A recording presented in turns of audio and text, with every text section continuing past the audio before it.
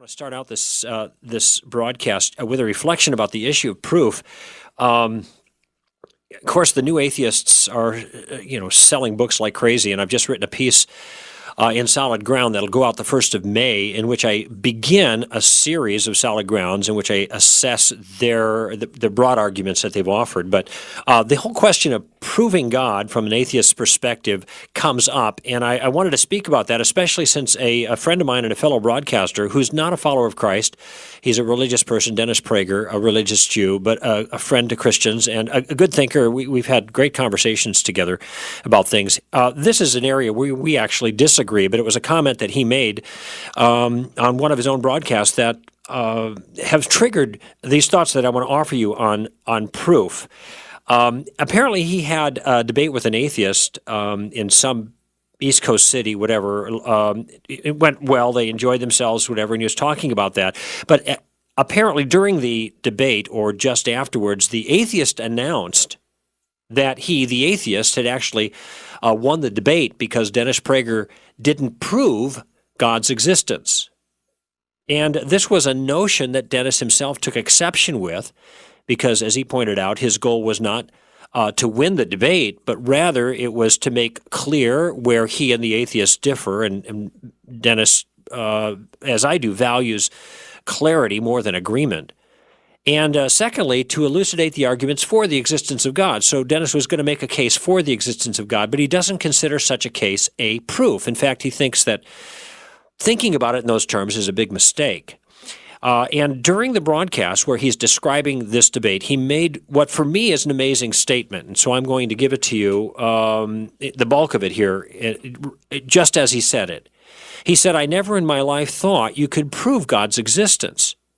You can prove the existence of that which is measurable, quantifiable, in some way either visible or audible. In other words, with the senses. But one of the senses has to be able to perceive it. It has to be measurable. God is infinite, transcends nature. So how could God be confined in natural modes of measuring?" And then he adds, if God could be proven, it wouldn't be God. You can make a very powerful argument for God's existence, which apparently he attempted to do during the debate, and I'm sure he succeeded in that. But then he adds, just as you can make very powerful arguments against God's existence, and here's the concern, but the word proof doesn't apply to God, he said. The moment you enter the realm of proof, you've entered the realm of the finite, of that which is limited, of that which can be measured, and God transcends that.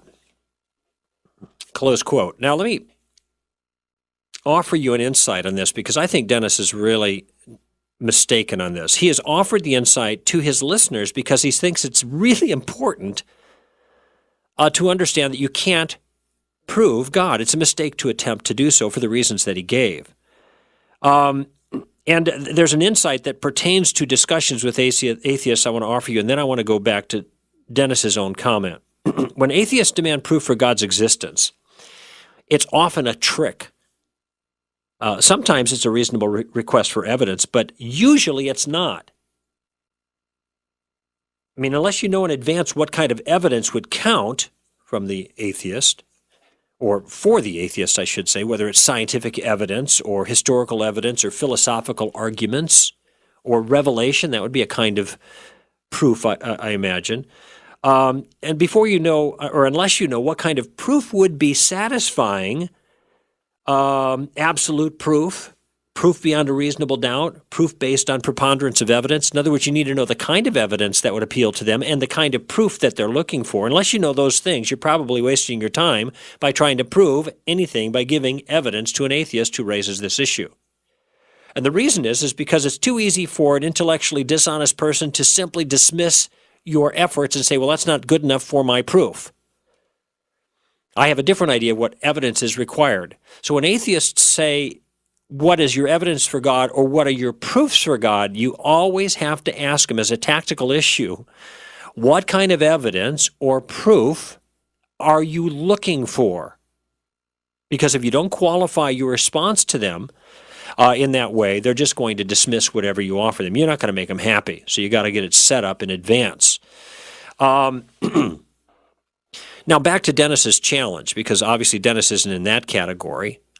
He does have a clear issue in mind of what proof is, but that's the question. To answer Dennis's challenge depends entirely upon what he means as a proof. Now, usually the word proof means either an argument that's attempting to deliver certainty. In other words, you have a series of premises that lead to a conclusion. This is deductive reasoning, by the way. And usually the word proof is used to describe this kind of argument that delivers like a certain, or some might say necessary, conclusion. That is, a conclusion that you can count on. Now, sometimes proof means an attempt that actually succeeds. So a proof could be the argument, and some people, when they say, well, I mean proof like a real proof, one of those arguments that actually succeeds in proving what you think it proves. I actually think this is too strong of a definition for proof, and usually philosophers mean by proof just a deductive argument. You know, all men are mortal, Socrates is a man, therefore Socrates is mortal. Now that's an argument, and that's a proof, and it's a deductive syllogism. And I hope you can see that if the first two sentences are true, then the last sentence, the conclusion, follows necessarily. It must be the case. That's what generally philosophers mean by proofs, something along that line. It doesn't have to succeed for it to be a proof in that sense. And by the way, I want you to notice something about deductive arguments. Deductive arguments are meant to produce certainty. If the argument is valid, that is, the steps that precede the conclusion logically lead to the conclusion, just like the one I gave you. If it's true that all men are mortal and Socrates is a man, then it follows that Socrates is mortal. So if the argument is valid, it follows along, and the premises are true, well, then the argument is what philosophers call a sound argument. And if sound, then it succeeds. It gives you a conclusion that you can count on. And this is why deductive proofs are so appealing, because these kind of proofs can't be false. Now, there are these kinds of proofs that are offered for God's existence. And I think some of these proofs, that is, arguments that follow a deductively valid sequence, can be very compelling. Here's one, and it's included in the Solid Ground coming up in May, dealing with the new atheists. First premise, every effect requires an adequate cause, and nothing can cause itself. Things happen for reasons, and things don't cause themselves to happen. That's all I'm saying there. Very straightforward. Every effect requires an adequate cause, and the beginning of the universe is an effect, therefore it needs an adequate cause. And by the way, to be adequate, it would have to be outside of the universe, wouldn't it? Because the effect is the universe, so the cause would have to be outside of the universe. Simply put, and I've said this before in public, and I think it's kind of a clever way of putting it, it's memorable, and captures the point. A Big Bang effect needs a Big Banger, a cause. Pretty straightforward. Now, if you stipulate that the thing that is the cause of the universe is what you mean by God, well, then the conclusion follows from this argument, God therefore exists.